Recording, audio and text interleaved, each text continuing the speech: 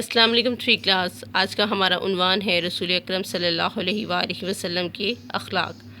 آپ صلی اللہ علیہ وآلہ وسلم اللہ تعالیٰ کے آخری نبی ہیں جن پر اللہ تعالیٰ نے اپنی آخری آسمانی کتاب قرآن مجید نازل فرمائی۔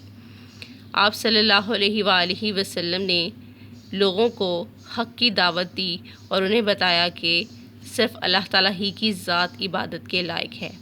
آپ صلی اللہ علیہ وآلہ وسلم صادق اور امین کے لقب سے مشہور تھے۔ آپ صلی اللہ علیہ وآلہ وسلم اخلاق کا بہترین نمونہ تھے۔ آپ صلی اللہ علیہ وآلہ وسلم ضرورت مندوں کی ضرورتیں پوری کرتے۔ اگر کوئی سائل آتا تو اسے اپنے در سے اپنے گھر سے خالی ہاتھ نہیں لوٹاتے تھے۔ آپ صلی اللہ علیہ وآلہ وسلم دشمنوں کے ساتھ بھی حسن سلوک سے پیش آتے تھے۔ آپ صلی اللہ علیہ وآلہ وسلم کی زندگی ہمارے لیے بہترین نمونہ ہے جس پر عمل کر کے ہم دنیا اور آخرت دونوں میں کامیاب ہو سکتے ہیں۔ آئیے سبق رسول اکرم صلی اللہ علیہ وآلہ وسلم کے اخلاق کی پڑھائی کرتے ہیں۔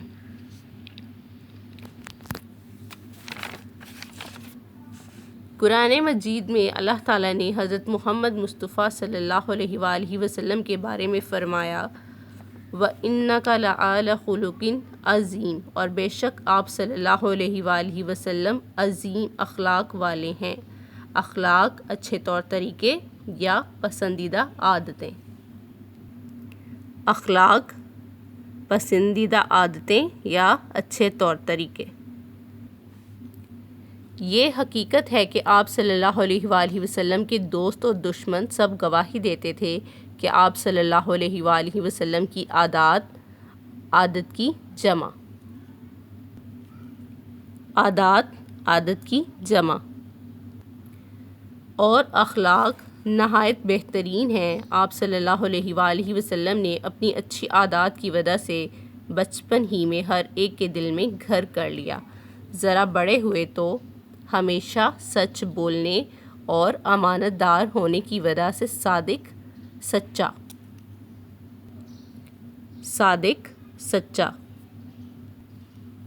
اور امین کہلائے۔ امین امانت دار۔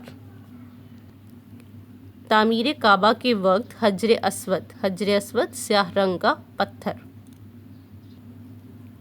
حجر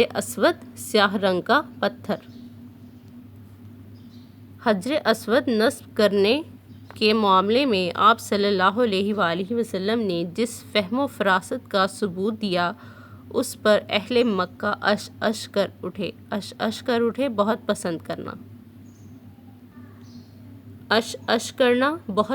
کرنا اور ایک بہت بڑی لڑائی ٹل گئی۔ آپ صلی اللہ علیہ وآلہ وسلم کے اعلیٰ اخلاق و کردار کی بدولت سب لوگ دل و جان سے آپ صلی اللہ علیہ وآلہ وسلم کا احترام کرتے تھے، لیکن 40 سال کے بعد جب آپ صلی اللہ علیہ وآلہ وسلم نے نبوت کا اعلان فرمایا اور لوگوں سے کہا کہ وہ بتوں کی پوجا چھوڑ کر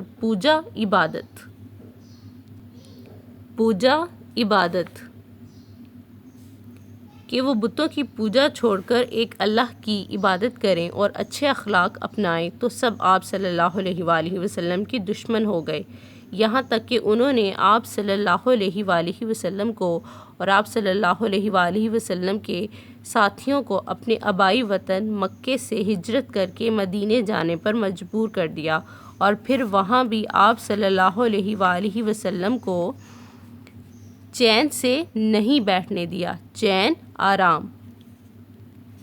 آپ صلی اللہ علیہ وآلہ وسلم کے خلاف کئی لڑائیاں لڑیں، اس کے باوجود آپ صلی اللہ علیہ وآلہ وسلم نے اپنے دشمنوں کے ساتھ ہمیشہ عفو و درگزر